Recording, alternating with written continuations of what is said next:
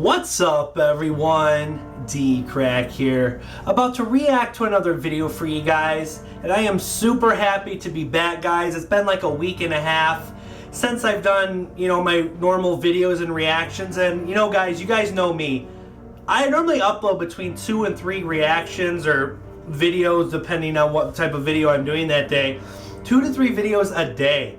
So going about a week and a half without uploading any videos has been like, it's been like really weird for me. So I'm really glad to be back. As you guys know, I dropped a short video earlier kind of explaining what happened. Pretty much my laptop took a shit on me and I had to get the hard drive replaced, and one computer shop told me that they couldn't fix it, and then I actually had a buddy fix it for me. So my laptop is working, up and running again. So hopefully I won't have any more issues for you guys, and I'll be able to do my normal videos for you guys every day. But here, we're back with some more scary shit, some MrNightmare. There's been quite a few videos that were dropped during this week and a half that I haven't been able to react to, so I'm definitely going to try to react to some of these videos. But this is MrNightmare 3 True Neighbor Horror Stories, like I said, by MrNightmare. Like always, I'll have a link to the original video down below. But let's go ahead and check it out.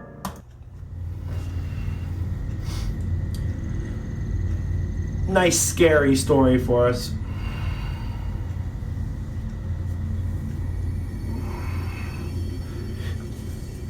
Gotta have coffee in the morning. Huh. I'm currently in a predicament, and quite frankly, I don't know what to do. I'll start from the beginning. 5 years ago, my next-door neighbor Charlie, or Charles as we call him, informed us of his 14-year-old son's disappearance. He reported it to the police, it was on the news, it was everywhere. Me and my wife felt absolutely awful and always offered to help them out in any way we could. As the years passed with no word of their son, we assumed they eventually came to terms with it and realized the worst had probably happened. I couldn't imagine my wife that. Never had the nerve to ask if the body ever turned up. Occasionally, Charles and his wife would invite me and my wife over for a barbecue during the warmer months. We noticed neither of the two were ever the same since their son had gone missing. Charles' wife Kathy was always quieter and more reserved, and Charles just seemed more awkward and nervous, both understandable to a certain extent. Oh yeah. Fast forward a couple of years later to just last week. Charles came over to me when I was taking out the garbage and asked to borrow a shovel.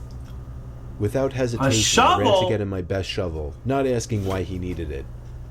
He thanked me and said he just had to do some work in his backyard and he'd get it back to me by tomorrow. He then disappeared into his backyard. I went inside, and when I was by one of my upstairs windows that has a clear view into Charlie's backyard, I could see he was digging out a really big hole in the ground. He seemed to be struggling a bit. Did he kill his own son? I figured I'd go grab my second shovel and help him out. As I entered his backyard and called his name, he looked up from what he was doing, dropped my shovel, and hurried over to me, saying, No, it's okay, Tim, I got it. Please, just leave. I said, What's wrong with you? It's not a big deal. That's fucking fishy. Mainly because of his bizarre reaction. He told me I will not allow you to use that shovel in my backyard, and then pointed to the gate as if I were a dog. I was so taken aback by how he was acting that I just left without saying another word. He killed his own son! I went upstairs to spy on him through the window.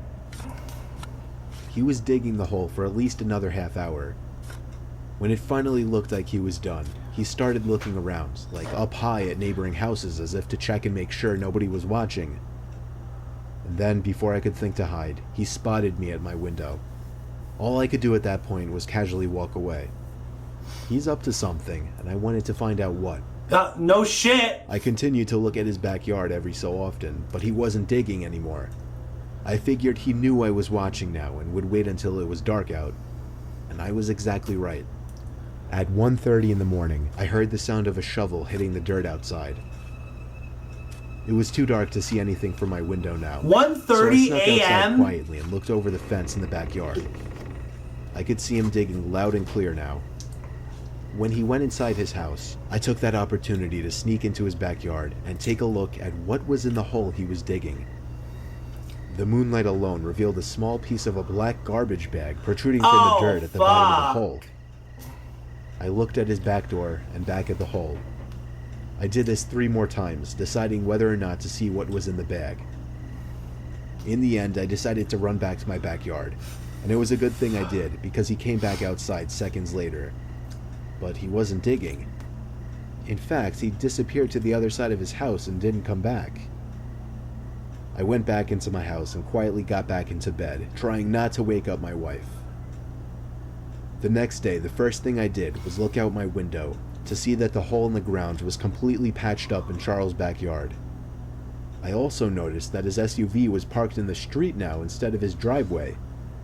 What the hell? I don't know what happened throughout the rest of that night, but I'm disturbed to think that what was at the bottom of that hole might have been his son's body. For all I know, he dug up that hole to remove whatever he had previously buried down there and drive it somewhere else to dump it. This is all speculation, call me crazy if you want. I haven't told anyone, not even my wife. That's messed up. And quite frankly, I don't know what to do. Charles never gave me back my shovel. I'm not going to ask him for it. In fact, he's been avoiding me ever since. And something disturbing happened yesterday. I by coincidence happened to look out my window across to Charlie's house and caught him standing at one of his windows looking into mine. What the fuck? When he saw me, he shut his blinds, and that was in the middle of the day. I have no idea what to do, but I'm honestly terrified. I would get my ass out of that house and move. That's what I would do. I've lived in 3 houses in my life, 2 with my family and my current house by myself. We lived in the first house for the first 15 years of my life, and the second house the next 7 before I moved out to my current home. This experience happened in my first home when I was 15, within the last few months of my family living in that house. I don't remember my family ever being really friendly with the neighbors. In fact, there were 2 kids living next door with their dad that me and my brother had only talked to maybe once or twice our entire lives, as bizarre as that is, though we did know both of their names, Eric and Todd. One day, me and my brother, who is 5 years younger than me, were outside playing basketball in the driveway. That was when one of the 2 boys next door, Todd, came outside and walked over to us, initiating a conversation. I don't remember what we said to each other quote for quote, but I remember the first thing that he asked us was if it was true that we were moving. As the older brother, I did most, if not all, of the talking. Todd was probably the same age as me. I never actually asked. By the end of the conversation, he invited me to come with he and his brother to shoot BB guns by the river in the woods down the road the next day. I agreed since it was the weekend and I didn't have anything going on anyway. So far, they seem normal. He could come at the last second, not under the assumption that he was automatically invited as well. Todd said yeah and then walked away. Late the next day, around an hour before dusk, Eric and Todd rang the doorbell. We were quick to answer the door because our parents didn't know that we were going out to shoot BB guns. Oh, freaking Walking down the sneaky. sidewalks with Todd and Eric decked out in camo gear and carrying a duffel bag of BB guns was really strange. The level of seriousness these 2 clearly had in this was really weird to me and my brother, and we kept meeting eyes. I wonder if holding in they're our laughter a carrying couple of real times because of guns. it. Oh. We got to the woods having spoken very few words. I could already tell They these 2 try to were kids freaking- a few words. Maybe why we hadn't met them officially until that point. Todd dropped the duffel bag onto the ground. Are they gonna and try to unzipped it, shoot those while Eric kids? aggressively snapped a branch off a tree and threw it into the river. Me and my brother looked at each other again, this time not finding it as funny. Todd pulled out a couple of guns and handed them to me and my brother. I don't think they're and that's carrying when Todd dropped the bomb BB and told us guns. they were real guns. Oh, shit! Eric grabbed a loaded Yeah, gun from I the knew bag it. and began firing at trees across the river. When I realized he wasn't joking about the guns being real, I was in a mix of anger and confusion. I grabbed the gun from my brother's hands and placed both of them back in the bag. I told them we weren't comfortable with this and had to leave. Eric stopped firing, and they both looked at us with expressions that seemed half angry. One The of the hell? 2 boys yelled a curse word at us as we were walking away. I always had a feeling these 2 were bad kids, but this confirmed it. I told my They brother probably not to stole- speak to them anymore stole for the their remainder dad's of our time guns. living there. We told our parents at the dinner table that night that they were really weird kids, but we didn't mention the gun thing. Oh, shit. I woke up that night to a breeze of cold air hitting me in the face. My window was open all the way. What the hell? I felt something hard press up against the back of my head as I was looking out the window, and somebody behind me going, "Shh." What the? No! Somehow I didn't scream or jump. I just stayed calm. I was able to understand what was going on surprisingly quickly. I heard Todd's voice in a whisper behind my head. He told me if I ever told anybody, especially his dad, about the guns or the visit, he would come back and kill me and my entire family. What the fuck? I replied in a quiet, shaky voice, "Okay." He pushed my head with his gun before leaving through my window. Every night thereafter for months, I would catch either Todd or Eric at a certain window of their house, looking into either mine or my brother's room. That's messed up. Their behavior became more and more strange as we got closer to the date of our move. Just a week before we moved, a rock was thrown at my window one night at like 1 a.m. I opened my window and saw Todd aiming a pistol up at the window, and feeling like I was about to die, I dove for the ground, only to hear the two boys crack up in laughter. I heard one of them refer to me as a fucking retard. Yo, there were two other instances some harsh that week words. where the two would harass either me or my brother, and ultimately, I couldn't think of a more perfect time for us to have moved and gotten out of there. After all these years, neither me nor my brother told anybody about the boys or their threats. All I know is those two boys were trouble, and it was a good thing we got out of there when we did. Yeah, my ass would have moved like the first day he was in my fucking room with a gun on my head threatening me. At the time I'm I writing would've been this, out this of happened there. 2 weeks ago. I've always hated just about all of my neighbors. I'm fresh out of college and I'm living on my own, but that comes at a price. I'm living in a really shitty area, the only place I can afford a house. Well, the So I'm picture not here bound to looks have like the a nice ideal house. The neighbors on one side always have their music blasting, while the neighbors on the other side are the creepiest people I've ever met in my life. It's two people living next door. One woman in her 60s who's not friendly at all and honestly doesn't seem all there, and a slightly younger woman who has some kind of severe mental disabilities. I have no idea what the relationship is between the two. I would commonly be sitting on my front porch when I'd look over next door and see the older woman holding the younger woman back as she'd be having some kind of freak-out episode. She'd have her arms crossed and she'd quickly rock back and forth while screaming and making noises. Sometimes she'd even look over and point at me and mumble stuff to the other woman. It's quite disturbing, actually. Sometimes I even go inside when I get too uncomfortable. Anyway, it was a night like any other. I had to go to bed early for work in the morning. However, the next door neighbors were making an unusual amount of noise. I could hear the deranged woman screaming and throwing a fit as the older woman yelled in distress. The hell? This went on for about an hour and I couldn't take it anymore. I marched over to the house next door and banged on the door. The older woman answered and greeted me with a "What the hell do you want?" I asked as politely as I could to keep the noise down. In response, she raised her eyebrows and tilted her head down, clearly annoyed by my request. Just then, the younger woman entered the living room, screaming "How dare you!" repeatedly. The older woman held her back from approaching me, and then slammed the door in my face. I had no idea what just happened, but I felt like I didn't accomplish what I came there for. I walked back to my bed in defeat.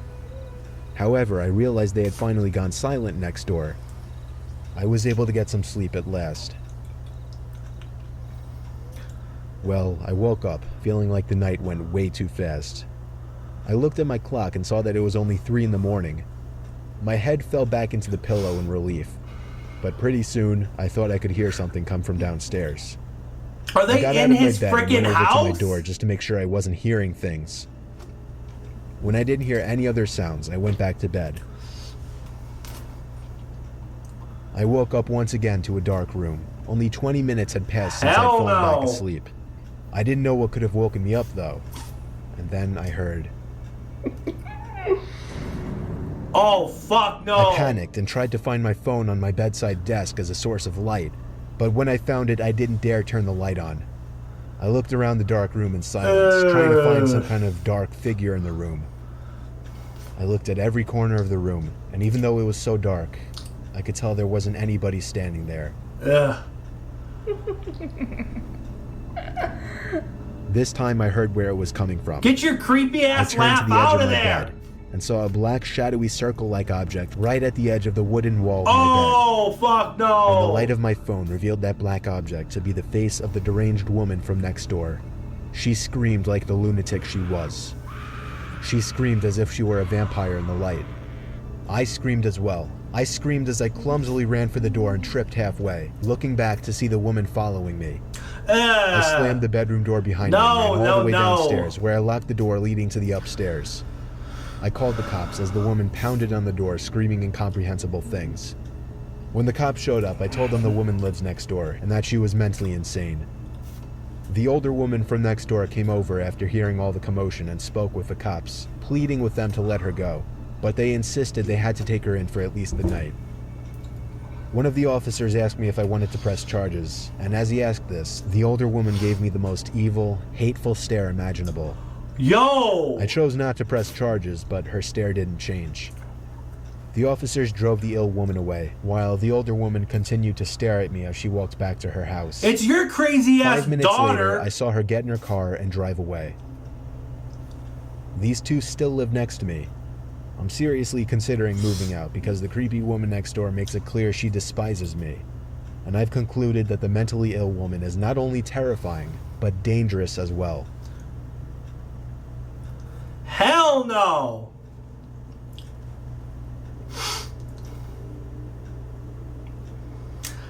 Nope! Well, alright guys, that was 3 true neighbor horror stories by MrNightmare. I hope you guys enjoyed this reaction. Like I said, I'm sorry guys for being gone for so long, over a week and a half. I'm glad to be back and making these videos again for you guys. But if you enjoyed this, make sure and smack the like button and subscribe if you're new. If you have another video you want me to react to, comment down below. But until next time guys, peace.